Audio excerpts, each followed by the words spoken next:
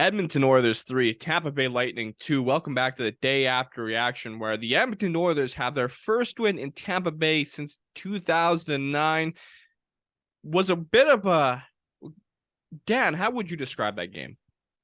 It was a tale of two teams, it seemed. Mm-hmm. Again, the game started out with the team not playing that great in front of Jack Campbell, and Jack Campbell had to be great himself, and he was able to do that. I think the shots were at 1.7 or 8 to nothing. No, definitely. And that's not the greatest way to start against a team like Tampa Bay, but just like we drew it up, they scored on their first shot on goal of Vasilevsky, and the Oilers just seemed to kind of pour it on after that. They figured it out after that moment, didn't they? Yeah, no, definitely. It was nice to see Warren Fogle finally getting a goal. It was an important goal on the penalty kill. And, yesterday we were talking about how the penalty kill needs to be better. And this is one way of doing it, I would say. But I think we need to talk about the important moment in the game, Evander Kane. Thankfully, he's good. He's in stable condition.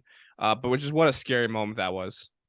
Yeah, it's we've heard the tale of the Clint Malarchuks. I remember the Richard Zednick neck cut, but this one was different. I think because we watched it live, and then we watched it again, and then we watched it again, and then we saw it again. Sportsnet, you need to stop showing that many replays of that. Honestly, but anyways, we saw it a few times. You could see that the players were quite shaken up by it, especially for a guy like Patrick Maroon, former Edmonton Oiler.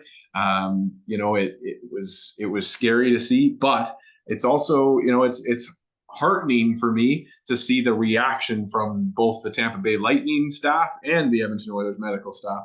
The wonderful response by them to get things calm, cool, and under control as quickly as they can. I know Gene said that it was a little frantic to start, but I mean, wouldn't be?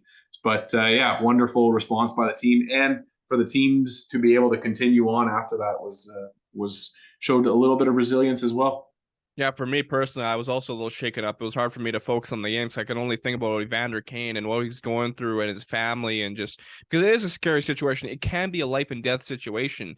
So shout out to the medical staff, the medical professionals involved for, helping out Evander Kane when he needed it. And this kind of reminded me of a situation back actually in the Euros in 2021, Christian Eriksen and the Danish team went down with a cardiac arrest. And it was one of those similar situations where you really are praying that the player is stable and that he'll be alive, because it is one of those situations.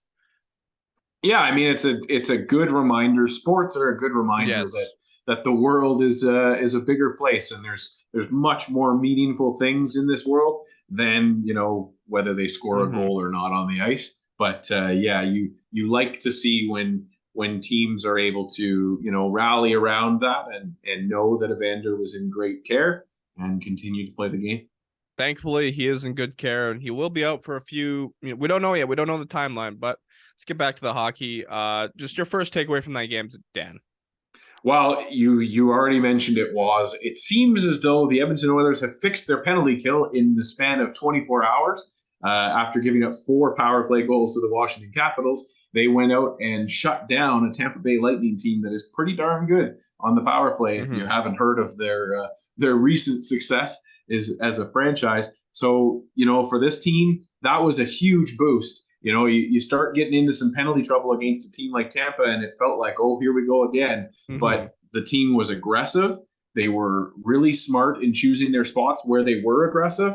And we had 2 or 3 good shorthanded opportunities, including, of course, the game-leading goal from Warren Fogle. Takeaway number 2. Takeaway number 2 is the Evander Kane incident. Really impressive to see a team overcome that kind of an emotional moment and an emotional time for you. This team does, the Edmonton Oilers do tend to ride those emotional roller coasters quite a bit. And you could have, I think nobody would have blamed them had you seen the team kind of a little deflated after that, but they seem to just keep coming. And you like to see that kind of mental toughness and that kind of resiliency from this squad.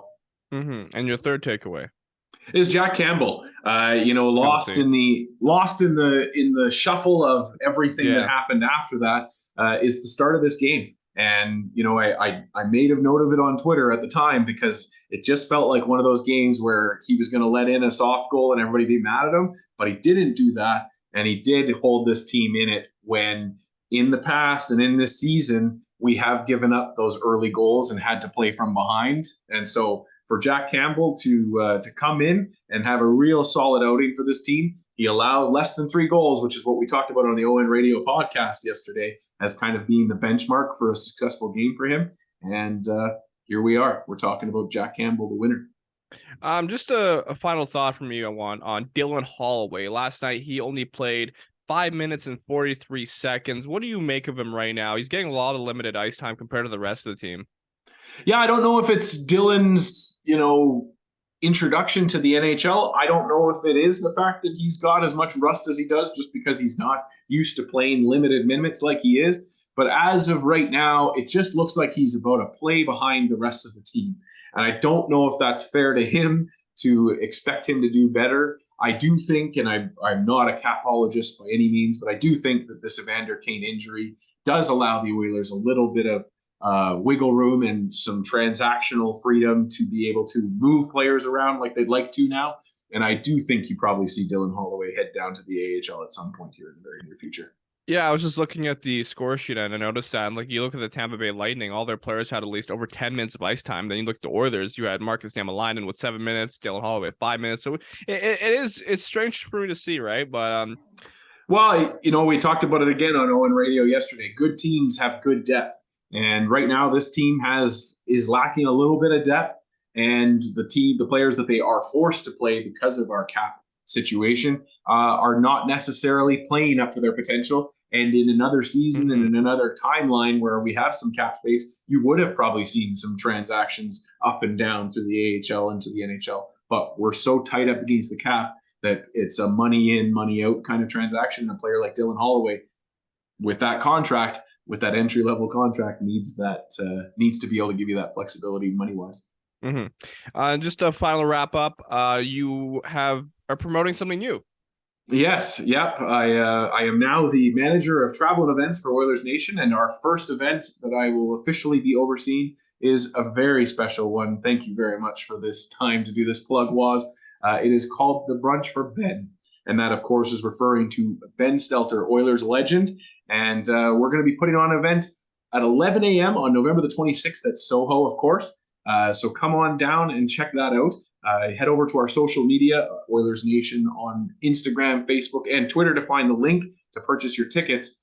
And all proceeds are going into the Stelter's name towards a charity of their choice. And so we will be working with the Stelter family, of course, after this is all said and done, to do that for them. So would love to see people come out. A family fun brunch event, which we haven't been able to do for quite a while. We're excited to see some little kids come in. We're going to have a coloring contest for them, and we're going to have all kinds of prizes for the adults too. So come on, hang out for the Brunch for Ben on November the 26th at 11 a.m. at Soho. That's awesome. I love it. I can't wait to be there. It's going to be an exciting time. And of course, thank you for tuning in to the day after reaction with myself, Waz, and Dan. Don't forget to like, comment, and subscribe for more, and head to OilersNation.com for more.